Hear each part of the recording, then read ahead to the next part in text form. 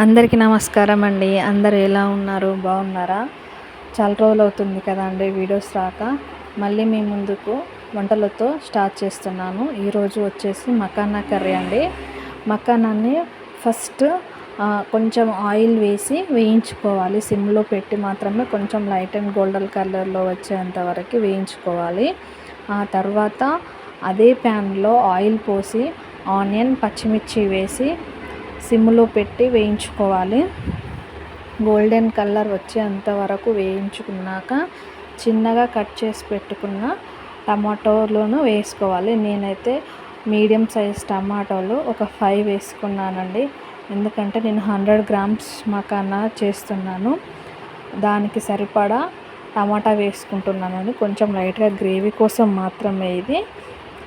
ఇలా వేసుకొని ఈ టమాటాని మీడియం ఫ్లేమ్లో పెట్టి మగ్గించుకోవాలి.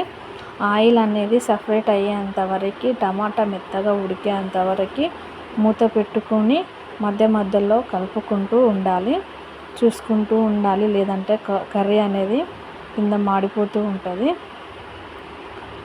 ఇలా చేసుకుంటూ ఒక మినిమం ఒక 10 మినిట్స్ టైం తీసుకుంటుందండి ఇది.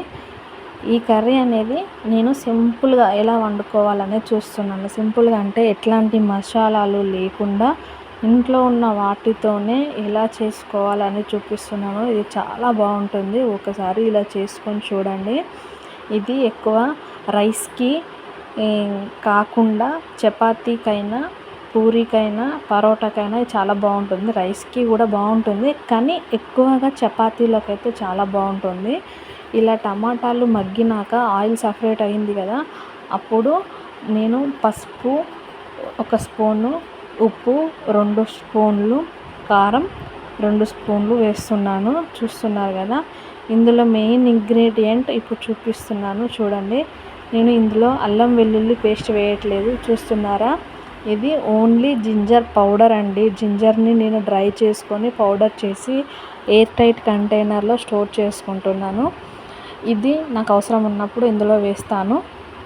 ఇందులో చూసారు కదా, ఇందులో వెల్లుల్లి అస్సలు వేయలేదండి. ఓన్లీ జింజర్ డ్రై పౌడర్ మాత్రమే వేశాను.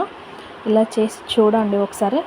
డ్రై పౌడర్ లేదు అంటే అల్లం వెల్లుల్లి పేస్ట్ వేసుకోండి, నో ప్రాబ్లం. కానీ నేను ఇలా వేసుకుంటున్నాను ఎందుకంటే నాకు ఇలా చాలా బాగా అనిపించింది టేస్ట్.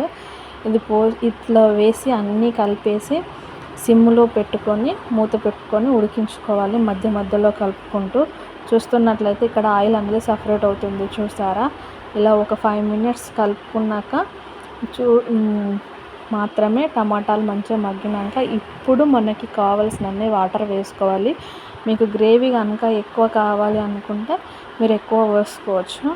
నేను కొంచెం చాలు అనుకుంటున్నాను గ్రేవీ, ఎందుకంటే చపాతీలకు మరీ గ్రేవీ అయితే బాగుండదు కదా అనేసి నేను 100 గ్రామ్స్ మకానాకి మీడియం సైజ్ టమాటాలు 5 వేసాను కదా, దానికి సరిపడా మాత్రమే వాటర్ పోస్తున్నాను.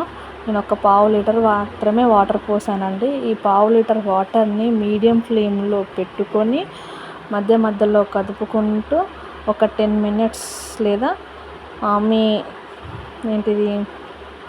మీ స్టవ్ గ్యాస్ని బట్టి, మీ మంటని బట్టి అటు ఇటు చూసుకుంటూ కొంచెం చిక్కగా అయ్యేంతవరకు వేసుకోవాలి. మీరు చూస్తున్నట్లయితే నేను ఇప్పుడు ఈ టైంలో మాత్రమే చిన్నగా కట్ చేసుకున్న కరివేపాకు, చిన్నగా కట్ చేసుకున్న కొత్తిమీరను వేసి కలుపుకొని ఒక 5 to 10 మినిట్స్ మధ్యలో ఉడికించుకోవాలి. మీడియం ఫ్లేమ్లో, ఫ్లేమ్ని బట్టి ఉడుకుతుందండి. నేను 10 మినిట్స్ అన్నాను, మీరు కూడా 10 మినిట్స్ ఉంటే మీ ఫ్లేమ్ కొంచెం హెవీ వస్తే మాడిపోతుంది. కాబట్టి చూసుకుంటూ 5 to 10 మినిట్స్ లోపల దీన్ని కదుపుకుంటూ ఉండాలి. ఇలా చేస్తుంటే కొంచెం మనకి ఆయిల్ అనేది సపరేట్ అయినట్లు అనిపిస్తుంది. ఆయిల్ కొంచెం సపరేట్ అయినట్టు మనకు చూపిస్తుంది. కొంచెం గ్రేవీ దగ్గర పడింది అని అనుకున్న టైంలో మనం మకానా ఇందులో యాడ్ చేసుకోవాలి. ముందుగా దీన్ని వేయించి తీసుకున్న మకానాని మాత్రమే ఇందులో వేసుకోవాలి సపరేట్గా. లేదు అంటే ఫ్రై చేయని మకానా వేస్తే కర్రీ అంత టేస్ట్గా ఉండదు అండి.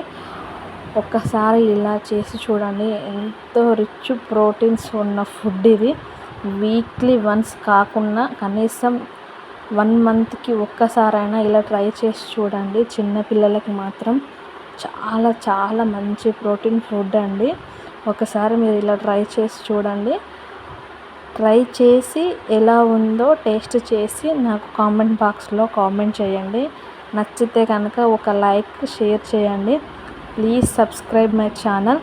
ఇలా చేసుకున్నాక మనం దీనిని ఒక 5 మినిట్స్ అండి, 5 మినిట్స్ మూత పెట్టి మొత్తం పూర్తిగా సిమ్లోనే ఉంచుకోవాలి. పూర్తిగా సిమ్లో ఉంచి ఉడికించుకున్నాక మాత్రమే దీన్ని మనం కట్ చేసుకోవాలి. వేసిన వెంటనే గ్యాస్ ఆఫ్ చేయొద్దు. ఒక 5 మినిట్స్ ఇలా ఉడికించుకొని ఇప్పుడు గ్యాస్ ఆఫ్ చేసుకుంటే సరిపోతుంది. అంతే అండి. ఎంతో రుచికరమైన సింపుల్గా ఎట్లాంటి మసాలాలు లేని మకానా కర్రీ. ఒక్కసారి ఇది ట్రై చేసి చూడండి. నచ్చితే like, share, subscribe, comment. Please ఎలా ఉందో నాకైతే కామెంట్ చేసి చెప్పండి. మీకు ఇలాంటివి కావాలంటే ఇంకా చెప్పండి, నేను ట్రై చేసి మీకు